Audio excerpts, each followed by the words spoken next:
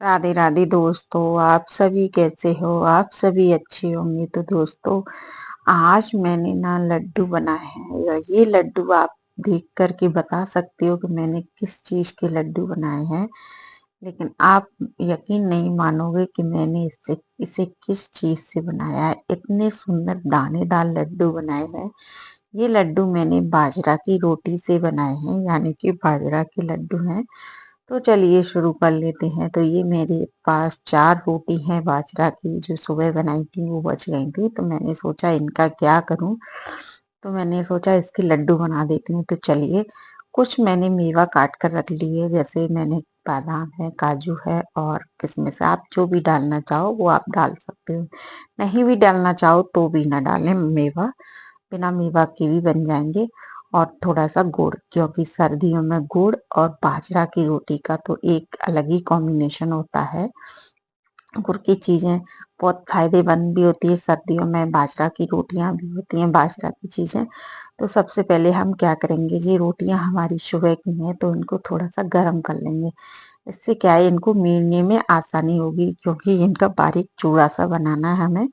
तो उसे करने में आसानी होगी। तो मैंने एक रोटी को पहले गैस पे हल्का गर्म किया और देखिए कितनी आसानी से हमारी रोटी बिल्कुल मिल रही है। तो दूसरी रोटी को भी हम सेक लेते हैं और जब तक इसको मैं थोड़ा मीट लेती हूँ। तो ये भी अलट पलट के ऐसे ही हम इनको गर्म कर लेंगे और इसी तरीके से चारों रोटियों को सेक करके मीड लेंगे।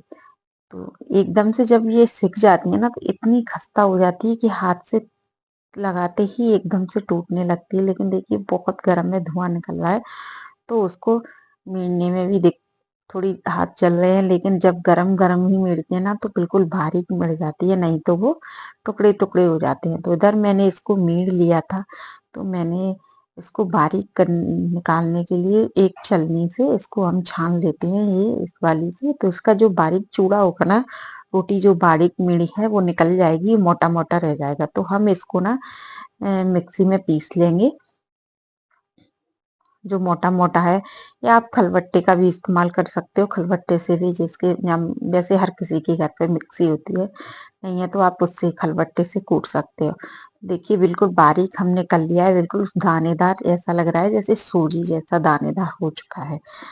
तो इसको हमने पीस कर तैयार कर लिया। तो चलिए आगे का काम शुरू कर लेते हैं। तो सबसे पहले क्या करेंगे, हमने कढ़ाई चढ़ा दी है और कढ़ाई को हमने गरम करने के लिए रख दिया है। अब हम इसमें डालेंगे 1 चमचे के लगभग तिल। तिल को डाल करके हम भून लेंगे और तिल को अच्छे से हम भून लेंगे जब तक इसका कलर चेंज ना हो जाए और तिली हमारी चटकने ना लगे, इसका कलर। तो हम तिली को अच्छे से भून रहे हैं लगातार चलाते हुए। अगर हम इसको छोड़ देंगे ना, तो ये एक साइड से सिक जाएगी, एक साइड से कच्ची रह जाएगी। इसको लगातार चलाते हुए भून लेना है, इसका हल्का कलर चेंज होने तक। और ये तिली हमारी एकदम से जब भुन जाती है ना, फूल जाती है। तो तिली हमारी भुन करके तैयार हो चुकी है। चलिए इसको हम प्लेट में निकाल लेते हैं। तो तिली को निकाल करके साइड में रख देते हैं और फिर से चलिए इसी कढ़ाई को फिर से रख देते हैं गैस पे दोबारा से, और आगे का काम दूसरा कर लेते हैं। और ये लड्डू इतने टेस्टी बने थे, बहुत टेस्टी लग रहे थे खाने में, कुछ पूछो नहीं। और इस सर्दियों में बाजरा की चीजें खाओ, बाजरा की रोटी खाओ, बाजरा के लड्डू या बाजरा के आटे से कोई भी चीज है, ये सर्दियों की एक खास चीज रेसिपी भी होती है और खाने के लिए भी बहुत फायदेमंद होती है। और साथ साथ इसमें गुड़ वगैरह डला है तो बहुत ही ज्यादा फायदेमंद है। आप जरूर इस सर्दियों में इनको बना करके देखें। आजकल के बच्चे ऐसी चीजें बिल्कुल भी नहीं खाते हैं, खाना पसंद नहीं करते हैं। और बहुत से बच्चों को गुड़ भी पसंद नहीं होता है, लेकिन आप इस तरीके से बनाओगे ना, तो गुड़ की महक भी नहीं आएगी और बच्चों को पसंद भी बहुत आएंगे। तो मैंने जो थोड़ी सी मेवा काट के रखी थी, तो कढ़ाई में मैंने थोड़ा सा आधा चम्मच घी डाला और घी में मैंने मेवा डालकर पहले भून ली। फिर उसके बाद जो हमने रोटी का चूड़ा बना के रखा है ना, जो मीट के रखी है, उसको हमने इसमें डाल दिया और 2 मिनट के लिए इसको भून लिया लगातार चलाते हुए। बस एक इसमें से खुशबू आने लगे सो ही हमें इसको बंद कर देना है। तो ये हमारे दोनों भून करके तैयार हो चुके हैं, अच्छी खुशबू आने लगी है और हम इसको निकाल लेते हैं। इसको हमने कढ़ाई में से निकाल लिया और इसको हम साइड में रख देते हैं। फिर इसी कढ़ाई में मैं आधा चम्मच फिर से घी डालूंगी और ये ना बिल्कुल कम घी में बन भी जाते हैं, नहीं तो वैसे बनाओगे ना तो घी ज्यादा लगता है और कम घी में बन करके भी तैयार हो जाते हैं लड्डू। तो घी में हमने गुड़, जो गुड़ है ना, जिस गुड़ से हम बना रहे हैं वो गुड़ को हम फोड़ करके डाल देते हैं। गुड़ हमने सारा कढ़ाई में डाल दिया है और गुड़ को डालने के बाद ना हम इसको चला देते हैं। तो गुड़ हमारा मेल्ट होने लगा है, तो इसमें मैं क्या करूंगी, 1 चम्मच के लगभग थोड़ा सा पानी डाल दूंगी। उससे क्या होगा, गुड़ हमारा कढ़ाई में जलेगा नहीं और अच्छे से मेल्ट हो जाएगा गुड़। तो बस गुड़ को हम चला लेते हैं और गुड़ को हम मेल्ट कर लेते हैं अच्छे से, यानी कि पिघला लेते हैं। इससे गुड़ की एक अजीब सी स्मेल नहीं आएगी, बच्चों को पता भी नहीं चलेगा कि ये लड्डू हमने गुड़ से बनाए। आप इस तरीके से गुड़ को मेल्ट करके बनाएंगे, तो गुड़ को पकाकर, तो गुड़ को हम अच्छे से मेल्ट कर लेते हैं। गुड़ हमारा अच्छे से पिघल चुका है देखिए, और पिघलने के बाद इसको 1 मिनट अच्छे से, 1 से 1.5 मिनट अच्छे से पका लेंगे। इसमें एक अच्छे बबल्स बनने लगेंगे, तो यानी कि हमारा गुड़ पक करके तैयार हो चुका है। तो देखिए अभी हल्के हल्के बबल्स हो रहे हैं, अभी देखना कितने सारे अच्छे से बबल्स हो जाएंगे गुड़ में, और फिर हम इसको, यानी कि अब हमारा गुड़ पक करके तैयार हो चुका है। देखिए कितने अच्छे बबल्स आने लगे। तो इसी बीच मैंने इसमें डाला है आधा चम्मच सौंठ पाउडर, और सौंठ पाउडर वगैरह डालकर सर्दियों में चीजें बनाओ बहुत फायदेमंद रहती हैं। तो मैंने इसमें आधा चम्मच सौंठ पाउडर डाल दिया। और अब इससे ज्यादा हमें गुड़ को पकाना नहीं है, क्योंकि ज्यादा पका लेंगे तो लड्डू हमारे बिल्कुल टाइट बनेंगे। तो इसके लिए हमें अब बंद कर देनी है अपनी गैस, और जो हमने रोटी का चूड़ा बना के रखा था उसको डाल दिया, साथ ही इसमें तेल डाल दिया, और डालने के बाद हम इसको अच्छे से मिक्स कर देंगे।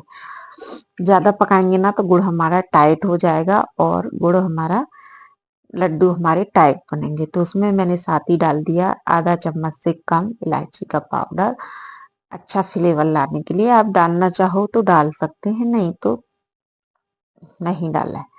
तो बस अब हम इनको अच्छे से मिक्स कर देते हैं, सारी चीजों को अच्छे से मिक्स करने के बाद ना इसको हम ठंडा होने के लिए रख देंगे।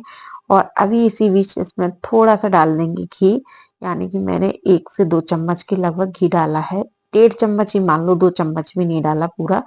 और इतने ही सारे लड्डू, मतलब इतनी रोटियों के लड्डू हमारे बन भी जाएंगे।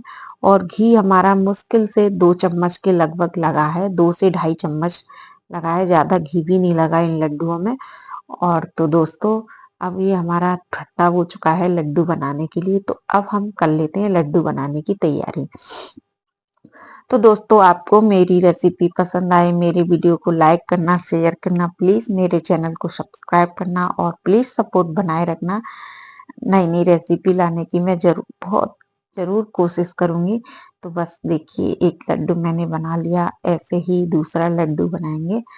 और लड्डू की इतनी अच्छी खुशबू आ रही है, और देखिए जब मैं लड्डू बना रही हूँ तो मुझे खुद को नहीं पता चल रहा।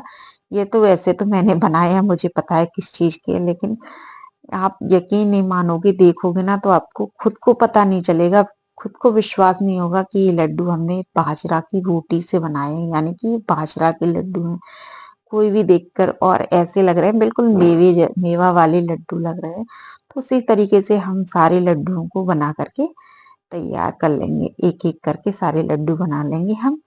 तो इधर हमारे सारे लड्डू बन करके तैयार हो चुके हैं, और देखिए 4 रोटियों में इतने सारे लड्डू हमारे बन करके तैयार हुए हैं। और देखिए कितने अच्छे यम्मी यम्मी हमारे टेस्टी लड्डू बने हैं, और देखिए कितने सुंदर भी लग रहे हैं। तो सोचिए खाने में कितने ज्यादा टेस्टी होंगे। और देखिए मैं आपको फोड़ करके बताती हूँ, एकदम नरम मुलायम हमारे लड्डू बन करके तैयार हुए हैं। तो दोस्तों आप जरूर ट्राई करके देखिए, बना के देखें। अगले नए वीडियो मिलते हैं, बाय बाय।